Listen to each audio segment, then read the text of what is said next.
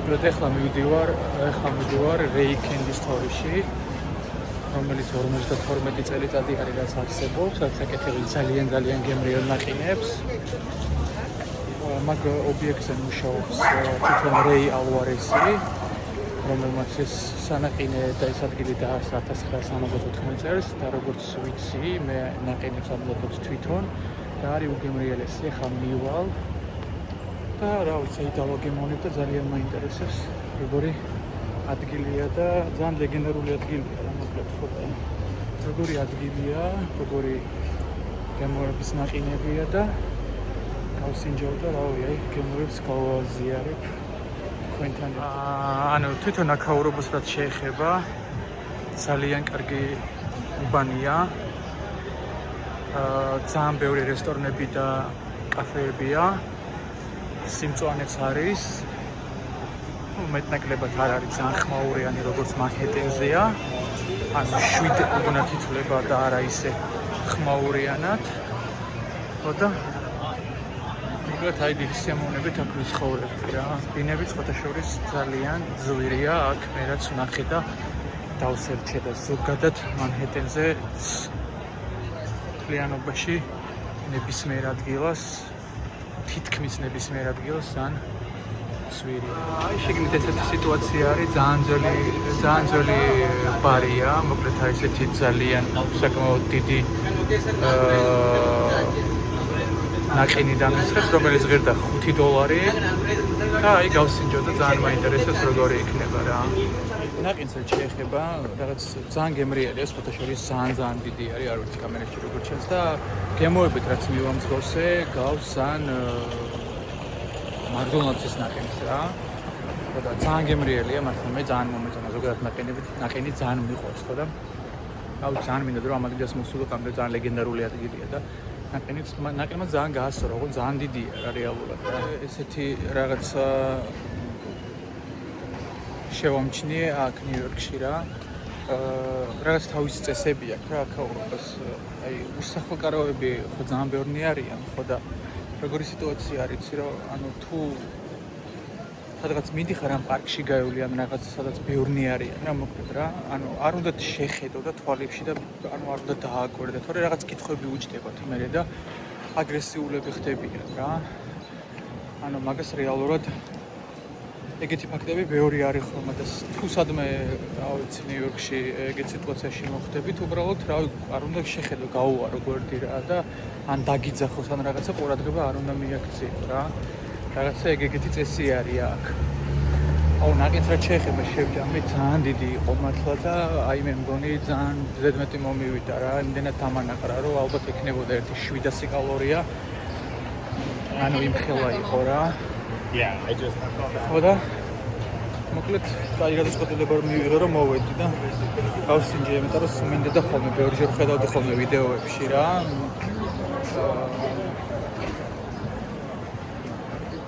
მაგას რომ ხალხი მოდიოდნენ ხოლმე სხვადასხვა რაღაცებს სინჯადნენ. არა მარტო ნაყინია, ბევრი რაღაცები აქვს, ყავა აქვს და რაღაც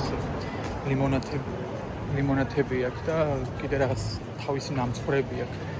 მოკლედ ცოტა სიბინძურე იყო თითქოს რა, რაღაც, მაგრამ რავი, ნაყინის აპარატიდან ჩამოისხა ხო და შიგნით რავი, ანუ რაღაცნაირად თითქოს არ მესიამოვნა, მაგრამ თვითონ ეს რეი არისო, მან ალბათ ყოველდღე არც არის ხოლმე, იმიტომ რომ ძალიან დიდი არის. ხო და ადგილობრივი თვითონ შიგნით ინდუსები მუშაობენ რა. ზოგადად აი პიცებზე რო თქვა კიდე რა, ანუ ნიუ-იორკში ხა ცნობილია ხო, ძალიან ბევრი სლაის პიცა არის, ძირითადად ეგრე იყიდება რა, ეხლა მთლიანად აქ რო რესტორნებში თუ ჭამენ ხოლმე და სლაის პიცა რა, თითქმის ყოველ ორ ნაბიჯში არის ხო და სტანდარტულად ღირს $5.50 რა. ხო და არის რაღაც $1.50 პიცებიც არის, ხო და $1.50 პიცებიც მაქვს სინჯული და რა რეალურად ძალიან დიდი სხვაობა არ არის რა. გავსინჯე $1.50 პიცა და $5.50 პიცა, რავი, მე რაც ვნახე, რავი, ეგეთი კატასტროფა არის, როგორც ფასში არის სხვაობა რა, რომ ის რახან $1.50 არის ძალიან საზიზღრობა რა. სტანდარტული პიცები არის, კი რაღაც ადგილები არის, სადაც ძალიან კარგი პიცა არის, მაგრამ ნუ ძირითადად სტანდარტულად ერთნაირი პიცები არის ყველგან რა, მე რასაც ვფიქრობ რა. ნიუ-იორკსაც შეეხება, მე უკვე მეორე თუ არ შარშან ვიყავი 2025-ში პირველად და ხოდა თავისებური ქალაქია რა, ვისაც ახლა ცოტა სიბინძურესთან გარეთ რაღაც ნაგავთან და რაღაცებთან ძალიან პრობლემა აქვს, აქ ეს ჩვეულებრივი მომენტი არის რა. კიდე ერთი თვალსაცემი რაც არის ის რა ქვია, ანუ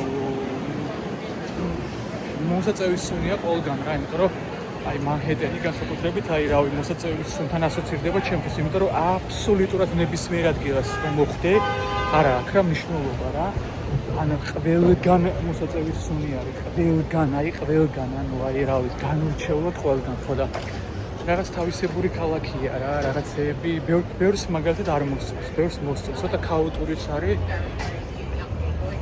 ხო და რავი მე მაგალითად რავი ჩემთვის ძალიან ოკეია რა, მე მიყვარს ეს ქალაქური ცხოვრების სტილი, იმიტომ რომ ოღონდ წყნარ ცხოვრებასაც თავისი რა თქმა უნდა მუღამები აქვს რა. მაგალითად ნიუ-ჯერსიში თუ ცხოვრობ ცოტა შიგნით და კერძოსახლები და მაგრამ ნიუ-იორკში სასტარტოდ მე ვფიქრობ რომ ძალიან კარგი გამოცდილება აქვს ცხოვრობაზე რა. თავისი მუღამები აქვს, ბევრ რაღაცაში გაგზრდის კარგად რა.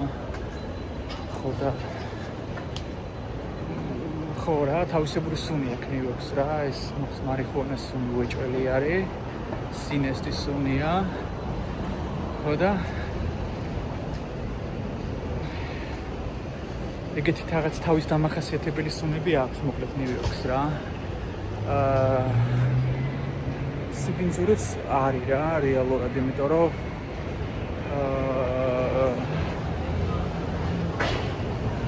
ხო რა, ნაგისოვნები ბევრგან არ არის და მარტო ის არა რომ გამოვაქვთ მაგალითად ნაგავი და პარკებში დებენ, კიდე ჩვეულებრივია, მაგრამ ანუ ბევრი ყრის რა, ძილს რაღაცებს ხო და თავიდან თითქოს მიუჩვეველია თვალი, მაგრამ მე უკვე რაღაც ეჩვევით აღარც აქცევ რა ყურადღებას რა.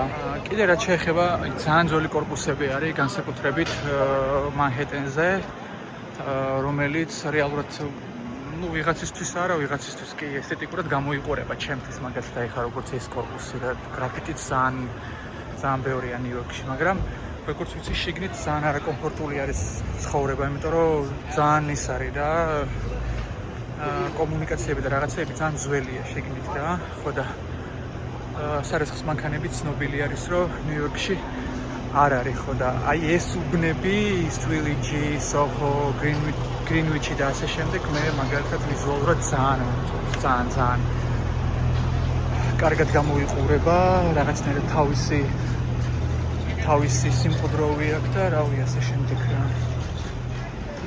აქ ახლოში ჩაინათაუნი არის და დიდი ალბათობით გავივლე და მაგასაც გადავიღებ. ოღონდ იქ ჩაინათაუნსაც კიდე თავისი სპეციფიური უბანია რა, ესე რომ ვთქვათ რა, ცოტა სხვანაირად გამოიყურება, ძალიან ქაოსი არის და უფრო რავი ჩინეთს გავს ვიდრე ნიუ-იორკს რა. და გავივლე მანდაც და რაღაცას გადავიღებ. აი ხა ჩვენთან მაგალითად თბილისში არ არის რა მაგდენი ველოსიპედი რა. როგორც სიტყვაზე ნიუ-იორკში არის კი არა და საერთოდ არც არის ჩვენთან ველოსიპედები, ხო და აქ გადასასვლელებზე ძალიან ფრთხილად უნდა იყო რა, იმიტომ რომ თითქოს შუქ ნიშანზე გადადიხარ, არც იყურები, მაგრამ ანუ ველოგზები სადაც არის შეიძლება ველოსიპედი გამოხდეს და დაგეჯახოს და ძალიან ფრთხილად უნდა იყო რა. აი მაგასაც რაც დავაკვირდე კიდე ძალიან ყურადღებიანად უნდა იყო რა. სიგნალები აქაც მოსულა ჩვეულებრივად როგორც ჩვენთან თბილისში მაგალითად რა.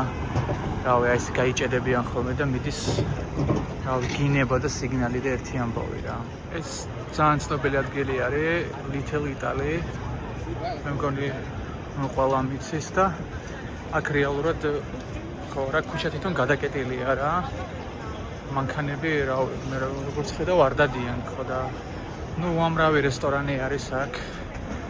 ადრე ეთნიკურად იტალიელები ცხოვრობდნენ და ეხლა როგორც ვიცი უბრალოდ მარტო სახელი აქვს შემორჩენილი და დანარჩენი რავი ანუ ამ კორპუსებში და თითქმის ახლო-მახლო ირგვლივ ყველგან ჩინელები ცხოვრობენ რა.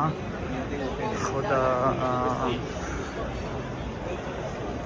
მაგრამ საინტერესოა რა, ხა მოსვლა იმიტომ რომ როგორც იცი, ბევრი ძალიან ძველი იტალიური რესტორანია, რომელიც წლების წინ გაიხსნა და დღემდე არსებობს რა.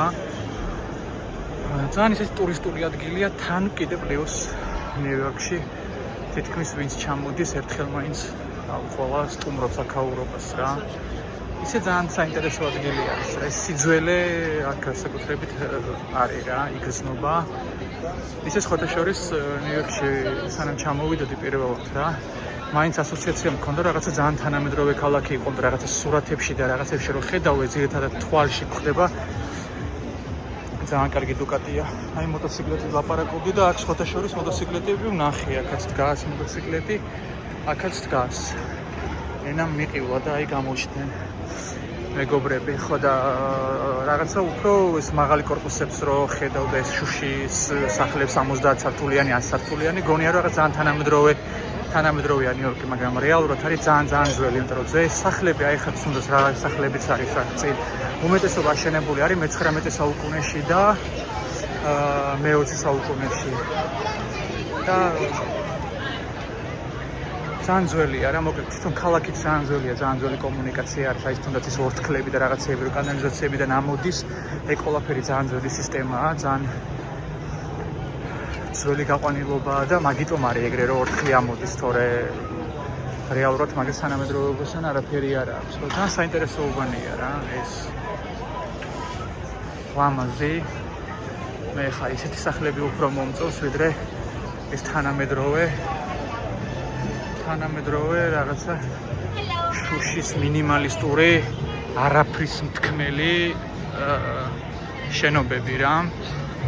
ხო და ამას რაღაც თავისი ესთეტიკა აქვს. ძალიან ლამაზია. კარგად გამოიყურება და ბევრად უფრო მეტი სიმყუდროვე აქვს რა. ზუსტად ეგ თქვი რა, ერთი ბლოკის იქით გამოვედი თუ არა და აი ესეთი სიტუაცია უკვე რა შუაგზაზე. აი ჩინური წარწერები, იმიტომ რომ ჩაინათაუნი, აი სხვათა შორის აი ვიზახი რა. აი აგერ დუკატის ვნახე რა. აჰა, რაღაცა მოტოციკლეტებზე როგორც თქვი რომ არ დადიანო, 4 მოტოციკლეტი ვნახე რა. ხო, იმ რასაც ვიზახდი რა, რეალურად ეს ჩაინათაუნი ძალიან პატარა იყო, მაგრამ მერე დროთა განმავლობაში ძალიან გაფართოვდა და ეს ტერიტორია კიდე იქიდან მარცხნივ, წინ, მარჯვნივ და უკან თითქმის ჩაინათაუნი და სხვათა შორის საკმაოდ დიდი ადგილი უჭირავს ჩაინათაუნს რა. და ეს ქუჩა, აი ეს უკან ეს Little Italy დარჩა უკვე როგორც Little Italy, როგორც ისტორია და როგორც ერთ-ერთი ტურისტული ადგილი, სადაც ძალიან ბევრი ტურისტი მოდის და აგემოვნებენ სხვადასხვა იტალიურ კერძებს რა. ესეთი მაღაზიებია, რა ვიცი, მართლა ვაგზალია აქ. გავსა. თუ იქით არ მიიხედები და მარტო მარჯვნივ გაიხედები, რა უჩვეულებრივი ვაგზალია რა. სავსე არის ჩინური ტავარიზმი აქაურობა. აი ესეთია რა თვითონ ნიუ-იორკი ძალიან კონტრასტული არის. ეთნიკურად ძალიან ბევრი ადამიანები ცხოვრობენ, უამრავი ეთნოსის ადამიანები ცხოვრობენ, დაწყებული რავი ქართველებიდან, დამთავრებული ჩინელებით და ეგეთი სიტუაციაა რა. მაგიტომ არის საინტერესო ქალაქი ძალიან ნიუ-იორკი. ჩემი აზრით ყოველ შემთხვევაში რაღაცებს შეიძლება არ მოსწონთ. სხვანაირი ქალაქები მოსწონს. რა თქმა უნდა, ხა ევროპაც ძალიან საინტერესოა, მაგრამ ამერიკას მაინც თავისებური განსხვავებული ხიბლი აქვს, იმიტომ რომ არ გავს 10 ქვეყანას. ევროპის რამოდენიმე ქვეყანაში ხა ვარ ნამყოფი და ყველგან არ ვარ ნამყოფი, მაგრამ მეტნაკლებად მაინც ერთი მეორეს გავს. აი კიდე მოტოციკლეტი Yamaha 07, სხვათა შორის ახალი. და იმას ვიძახდი, რომ ხო, ევროპა რაღაც დონეზე მაინც ერთმანეთს გავს და ამერიკა ყველაფერსგან განსხვავებულია რა. სულ სხვა არქიტექტურა არის, სულ სხვანაირად გამოიყურება. ქალაქებიც, ეგრეთ წოდებული სოფლებიც და ბევრად უფრო განსხვავებული არის და ბევრად უფრო სხვანაირია რა.